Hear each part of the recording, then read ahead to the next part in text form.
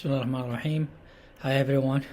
So in this fifth video about hyponatremia, we're going to talk about some of the causes of euvolemic hyponatremia, but it's not going to be SIDH. We're going to talk about SIDH in the next video. We're going to talk about psychogenic polydipsia, beer, Potomania, and tea and toast hyponatremia.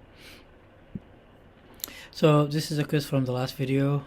If you haven't seen it, you can pause the video and try to answer the question before we get to discussion about the question in the next slide.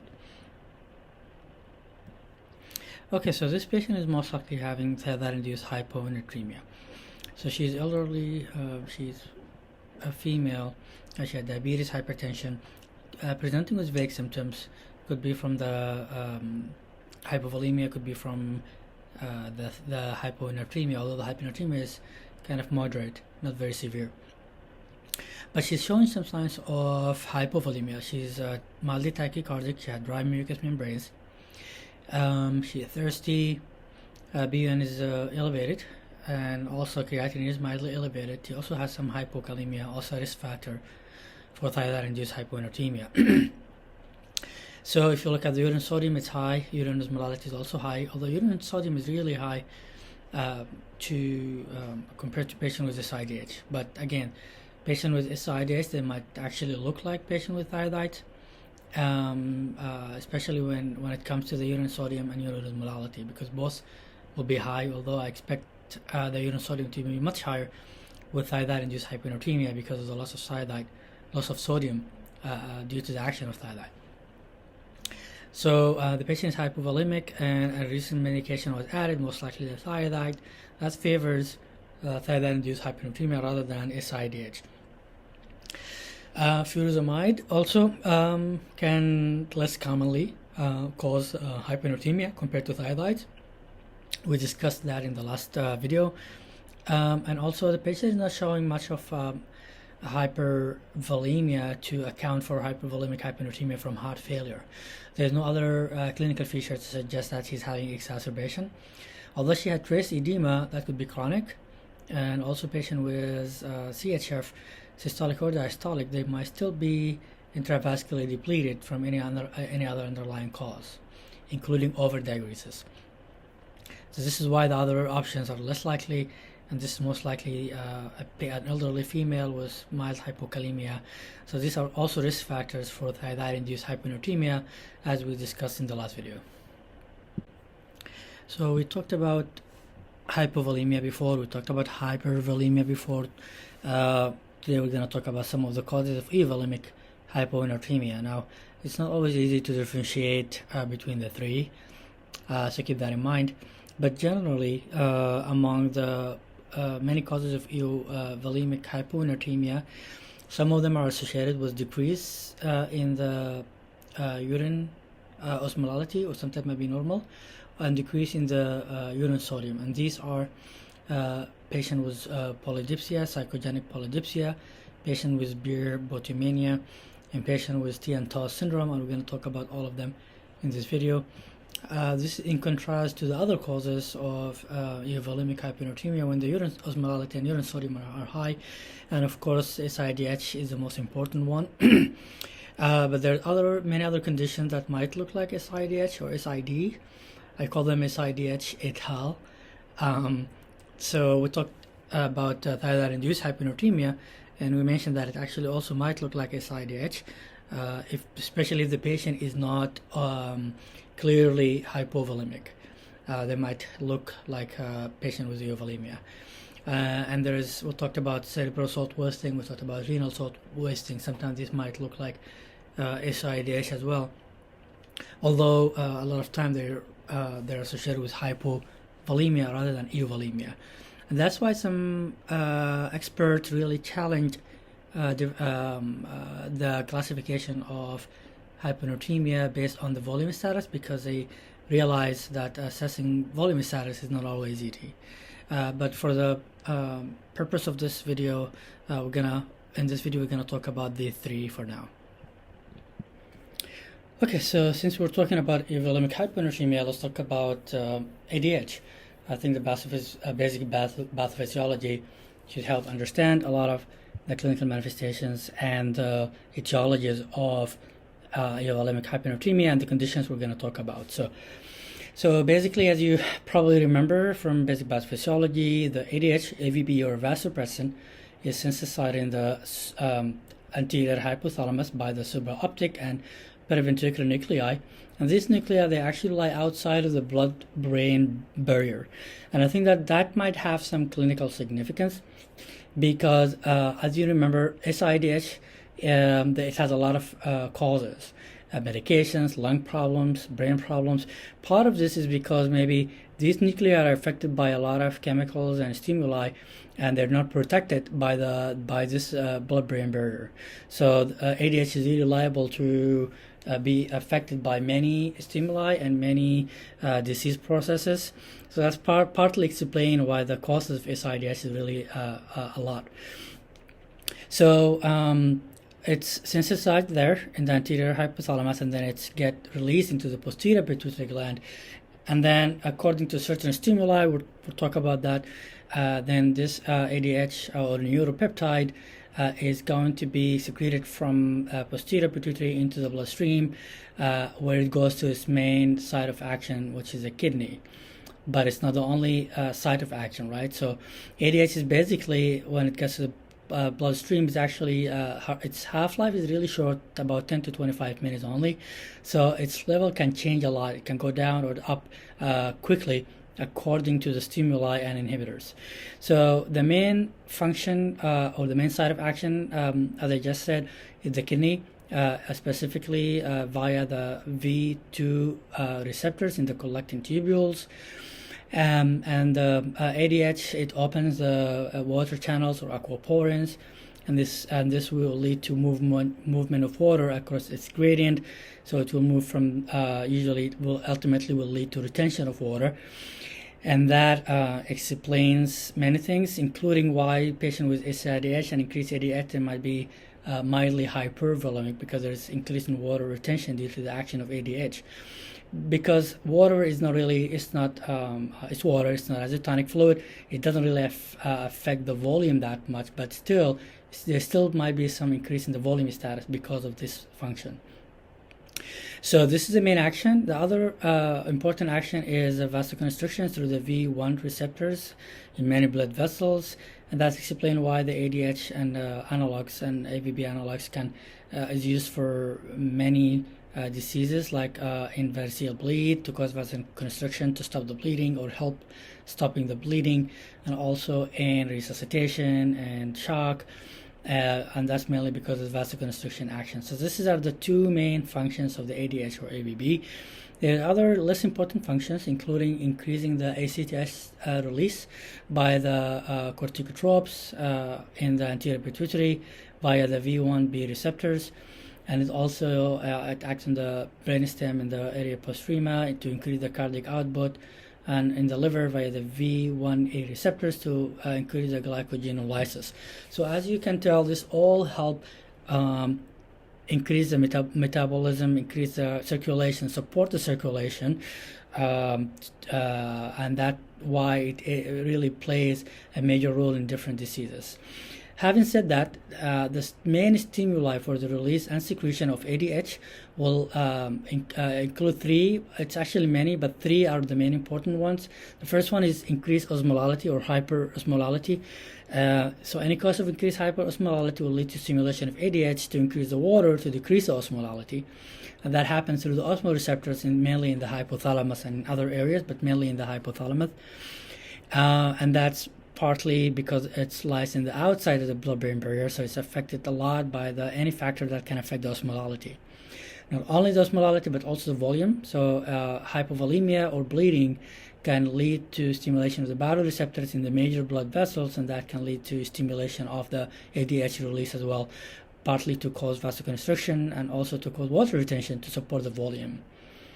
These are the two main stimuli, and the third one is the nausea. Nausea is actually also kind of a potent stimulus for ADH secretion, and together with pain and stress, you can imagine that it's like, for example, patient around surgery, they might have pain, they have surgery, they have trauma, they're under stress, they might have some nausea and vomiting from the effect of the medication or surgery itself. All these factors can play a role in the increased ADH perioperatively around the time of surgery. And if you give these patients hypotonic fluids, then this can definitely precipitate hyponatremia. So be very mindful about that. Exercise also increases the ADH or ABB. We talked about patients who had like excessive exercise, especially if they're not if they're unaccustomed to the exercise, and subsequently they take hypotonic rather than isotonic fluid, then they also can develop acute hyponatremia and become symptomatic. Again, a lot of medications can also precipitate or increase ADH, and that's why the category of medication and drugs is really important in evaluating patients with SID, because many drugs can actually increase the secretion of ADH.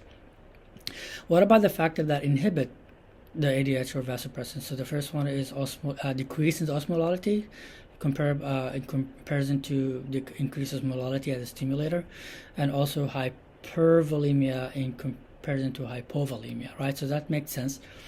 But also alcohol is also inhibitor for ADH release, and that when we talk about Potomania, that partly explains why this patient might have a low urine sodium and a low urine osmolality, because excess alcohol can lead to decrease of absorption of water, so more water would be released into the urine, and that's why urine tend to be dilute and sodium will be low. And that's partly because of the inhibition of ADH by the alcohol. That's not the only factor that plays role in the beer Potomania, but we'll talk about that. Also, cortisol is also an inhibitor for ADH, and that also partly explain why patient with secondary hypoaldosteronism they might have hyponatremia, because if you can imagine, the cortisol will be decreased in this patient because of the problem with the adrenal axis, depending on the cause, and that will lead, so there will be like less inhibition, so ultimately this would lead to increase of the ADH, and that will lead to water retention and hyponatremia. So this has less effect than osmolality and hypervolemia, but they still play some role in the ADH secretion. So this is kind of just generally about the basic pathophysiology to kind of help us understand SIDH and the other syndromes that are similar. Okay, so let's talk about first disease here that can be associated with or looks like SIDH and associated with euvolemia, or maybe a little bit hypervolemia. This is a psychogenic or primary psychogenic polydipsia or primary polydipsia. Some people call it self-induced water intoxication. It's a very interesting syndrome. I haven't seen a case myself, but if you work in a hospital with both psychiatric and medical facility, then you probably might see a case. You might be consulted for that. So it's something to keep in mind when you see a patient with hyponatremia who has some sort of psychiatric disease. Its first case report is probably around 1938, and it's the most common association is chronic schizophrenia, and I think the first case was about patient with hyponatremia was in the history of chronic schizophrenia, but it can happen almost with any other psychiatric disease, including anorexia nervosa or any affective disorders like major depression and others. So again, schizophrenia is the most common, but it's not restricted to that. Also, if you have any damage to the brain or the areas affected by SIDH, by the ADH secretion, as we talked about in the basic pathophysiology, these diseases can also cause what is known as thirst-inducing polydipsia or dyspogenic polydipsia. Dyspogenic literally means induced thirst. So this is basically, this disease can affect the thirst center, and it might need the patient to think that they need to drink water all the time. This can happen after trauma and traumatic brain injury or TBIs, any vascular disease in the brain, hemorrhage, stroke, any infiltrative disease like sarcoidosis also can cause disturbance of the thirst center, and patient might feel that they need to take a lot of water, so leading to psychogenic or primary polydipsia. The exact pathophysiology is not well known. It could be due to resetting of the osmostat in the thirst center in the brain. Also, some people think it could be due to increased sensitivity to dopamine, which is affected by a lot of these psychiatric disorders, and that increase in the sensitivity to dopamine will lead to excessive water intake. Now, this is kind of the main pathophysiology. It's really excessive water intake, but again, it needs to be literally excessive, more than 1 liter per hour daily.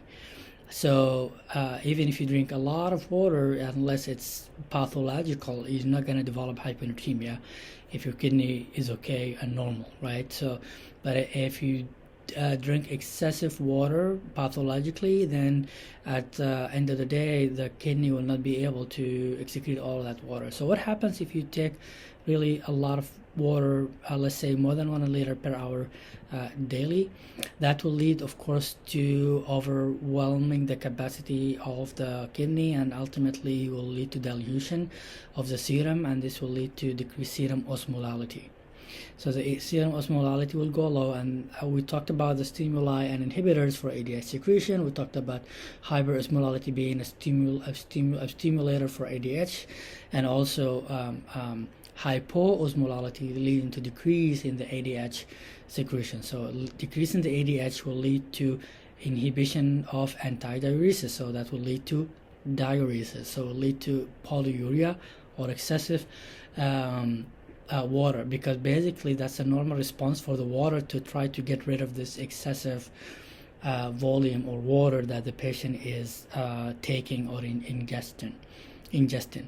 So this polyuria and decrease in the ADH and increase in the excretion of water will lead to decreased urine osmolality, as you can imagine, and it's usually going to be less than 100. And also will lead to decrease in the urine sodium, and urine sodium will be less than 20. So both urine sodium and urine osmolality will be really low, especially the urine osmolality will be really low, usually less than 100 if it's classic psychogenic polydipsia. So these are kind of the triad, so to speak. Treatment is the treatment of underlying cause, right? So you try your best to try to prevent the patient with psychiatric disease to have access to water, so limit the water intake. Might not be easy in many patients.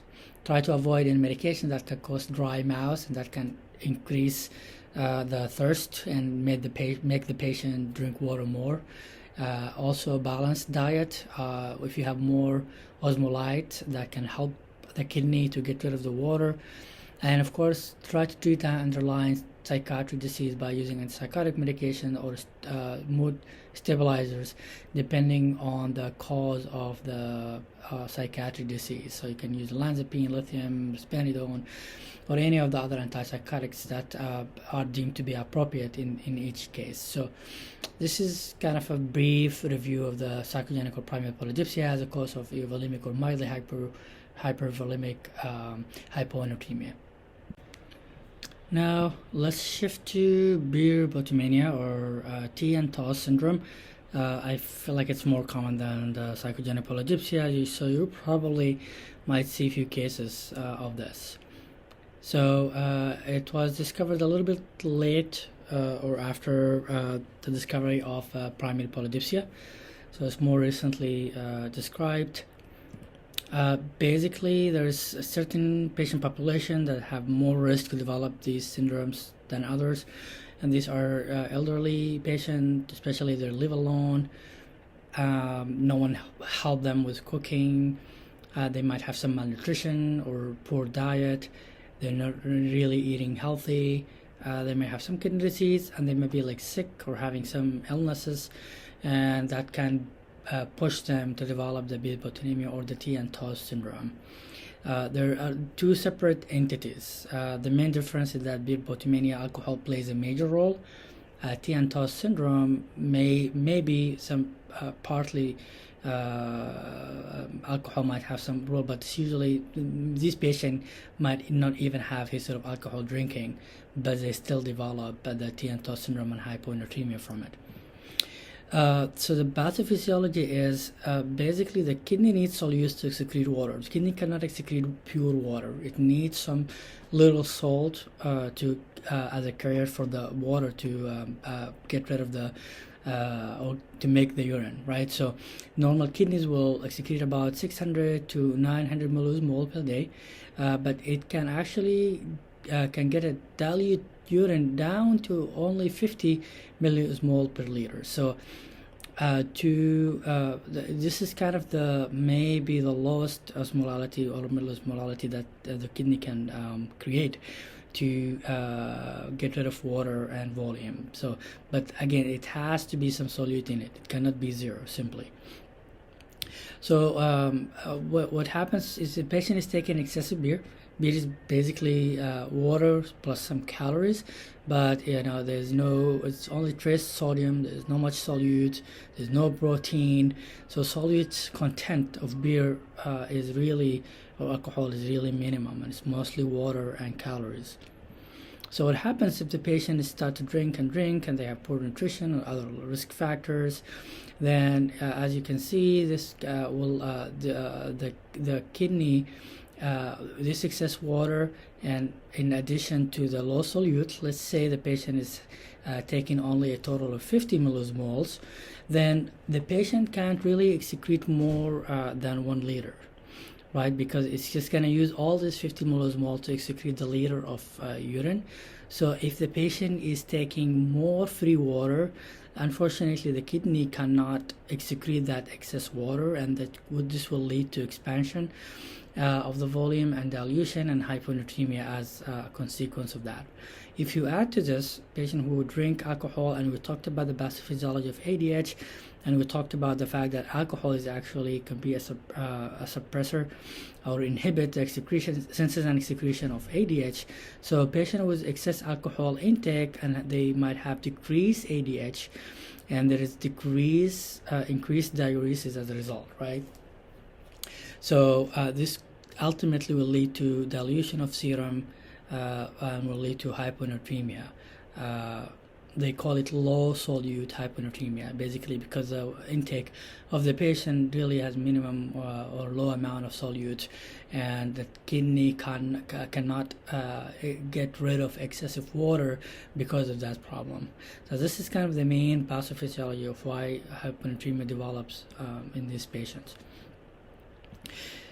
So the findings, the key lab finding in this patient. So as you can imagine, a patient will have hyponatremia, but also will have low urine osmolality. It's usually between 100, it could be less than 100, but usually could be between 100 and 200 millimole per kg. But it can be normal in tea and toast syndrome, and that's because patients who are not drinking alcohol, they do not have a suppressed ADH, and that will lead to a little bit higher osmolality compared to patients who drink alcohol, and this patient will have suppressed ADH because of the effect of alcohol, and that will lead to even lower urine osmolality. But nevertheless, the urine osmolality in these two diseases will be low. Also, urine osmolality will be low, again, because the patient is not taking much solutes, not taking much sodium. So both urine sodium and urine osmolality will be in the lower side. So the treatment, these patients, you give them solute, right? So classically, if you have an elderly patient with some poor nutrition, maybe history of alcohol, they get admitted for any reason because they get sick, and then they are started on normal diet, or they're being given some fluids, some solute. So the kidney will take advantage of this excess solute. Now the kidney will, I have some sodium to use.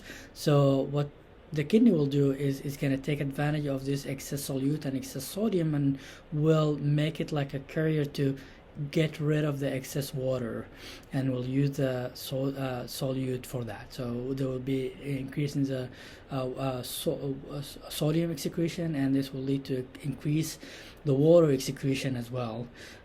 So this patient really can, you see like a good response, a quick response and correction of hyponatremia when they get admitted and they just start a normal diet instead of the tea and toast that they have been eating in the last few days before they get admitted, or instead of the beer that they have been drinking in the last few days before they get admitted. So but because the sodium can be corrected rather quickly, you need to be careful and monitor this patient for ODS. We talked about the presentation and we discussed ODS in the I think it was the first video of hyponatremia. So be careful. This patient can develop ODS because it's overcorrection of hyponatremia. So you need to monitor the serum sodium periodically, and you need to examine them and make sure they're not developing symptomatic ODS as a result of that, osmotic demyelination syndrome.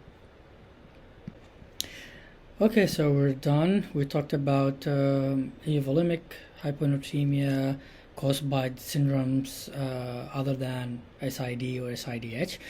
And this is a quiz of the day, so take a look at it. And at the beginning of the next video, we'll start with the quiz before we discuss SIDH in a little bit more details. Thank you.